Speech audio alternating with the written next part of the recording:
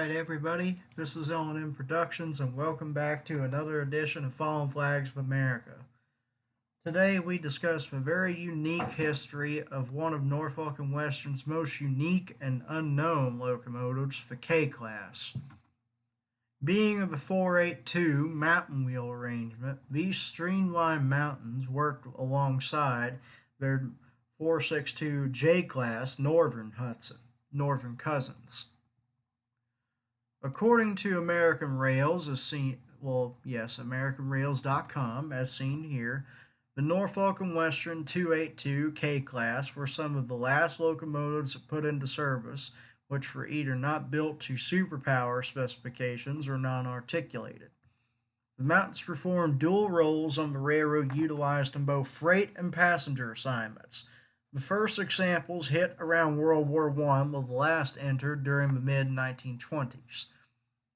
Perhaps somewhat surprising, following the newer 484Js, the N&W began streamlining some of the 482s, with very similar shrouding, making it near impossible to tell what the two apart unless one counted the wheel arrangement. Many mountains remained on the roster until the railroad reluctantly gave up on steam in the late 1950s. Despite the late date of the fleet's retirement, not many of N&W's famous designs met the scrapper's torch. A few, including its 48882s, its 484, 611, and others were spared. However, the 462s remained preserved. No 462s remain preserved. As seen here in Norfolk, Virginia, 482-126, a K2A, is seen here at Norfolk on June 13, 1957. Manufactured by Baldwin, 1923, the K2s were built by the railroad during 1945 to 1946. A handful, like 126, were streamlined. The shrouding closely mimicked the much more famous J's 484 Northerns. By the turn of the 20th century, trains were becoming longer and heavier due to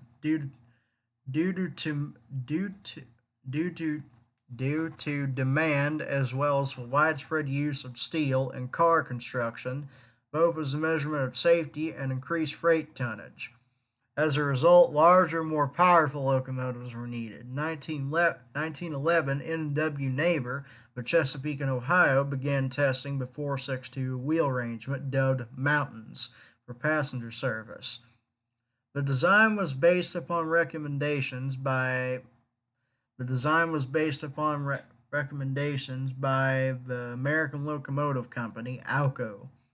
The first two examples had issues. There was no denying their power, easily outperforming C&O's stable 462s, moving heavy trains over stiff grades of the Allegheny and Mountain subdivisions. The C&O never followed up for more based from this design, but did roster updated versions some years later. The N&W took notice of C&O's new wheel arrangement and began to build its own between 1946 to 1916 to 1917. Intended for similar assignments, moving passenger trains, they were given K-Class 1s, being numbered 100 to 125.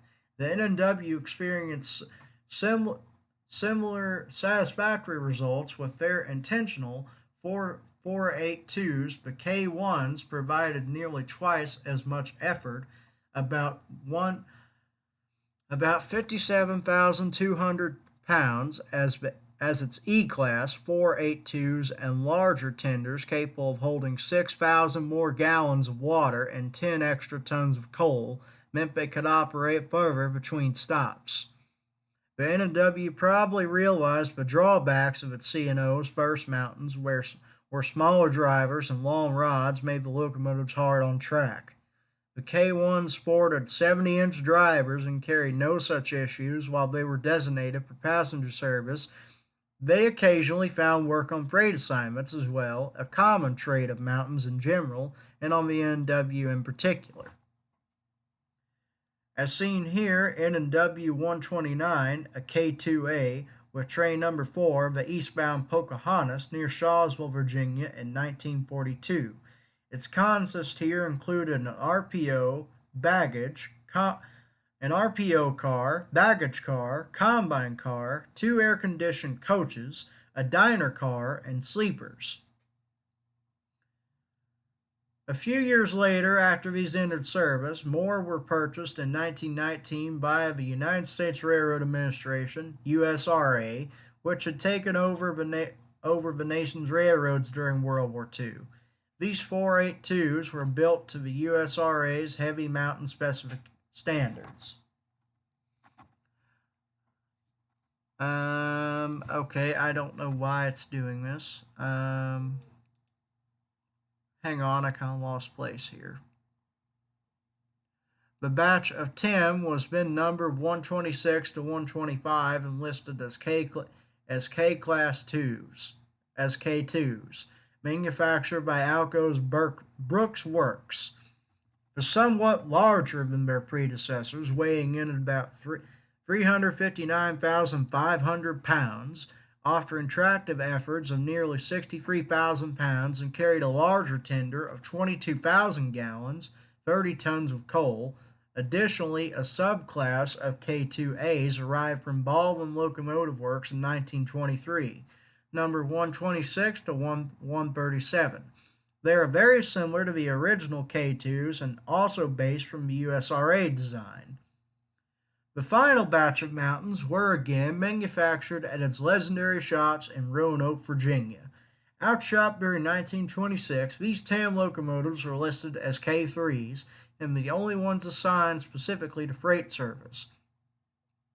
They carried much smaller drivers, 63-inch drivers, and a smaller tender, but boosted the highest tractive effort of any N&W 482 at nearly 70,000 pounds. While designed for high-speed service on lower grades, the smaller drivers resulted in some track pounding issues, a condition known as dynamic alignment or allugement, whereby the heavy rods would slightly pull each other, driving axle completely off the rail, and then slam it back down during each rotation. C&O suffered with its original mountains, forcing and the N&W operated them with speeds under 35 miles per hour. They remained on the roster for less than 20 years when 6 were sold to the Richmond, Fredericksburg, and Potomac Railroad in 1944, and the other 4 went off to the Rio Grande a year later in 1945.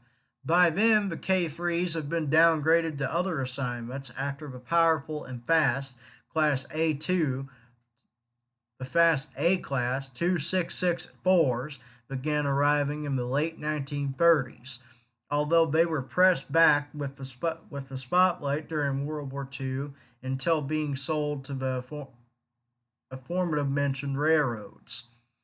During 1945 to 1946, the remaining K2s and K2As were sufficiently overhauled by the N&W. They had always been workhorses on the railroad until newer power appeared in the 1930s, the Class Ys, the Class As, and the Class Js of the 1940s, working heavy freights all over the system, including the Shenandoah Valley route reaching to Hagerstown, Maryland.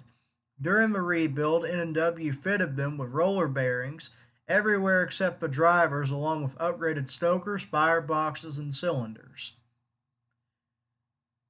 The local Grudy's Volunteer Fire Department of Grudy's, Virginia, heads out on a call as N&W Streamline Class 2 K2A 482-128 heads northbound with Train 2 on the night of February 10th, 1957, an O. Winston Link photo, which, fun fact, was a very famous photographer as he photographed many trains all over the N&W.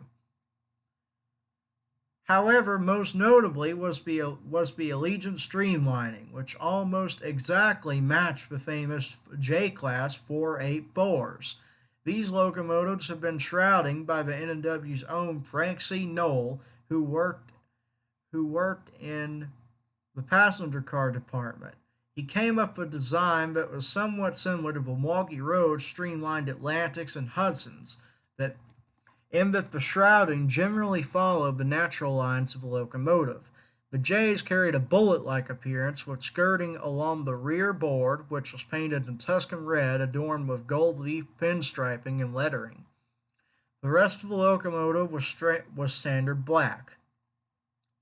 Except for the shorter wheelbase and single trailing axle, the rebuilt K2s and K2As were very hard to differentiate from the J's. The K1s never received this treatment but remained on the roster until 1957 to 1959, when all retired, a fate which befell the K2s and the K2As at the same time. So there you go, everybody. That is the story of in my opinion, the only streamlined mountain type locomotive that I know of exists, and probably the mountains on the N&W. Sad to say, none of these locomotives were preserved, but they still live on in photos of Winston O. Link. Anyway, if you enjoy this video of history, make sure to hit that like button, as it always lets me know that you want to see more videos and supports the channel. If you want to leave a comment, feel free to do so down below, and don't forget to hit the subscribe button and ding that notifications bell on so you don't miss neat videos like this. Until next time, somewhere out there in the high iron, this is O&M Productions, out.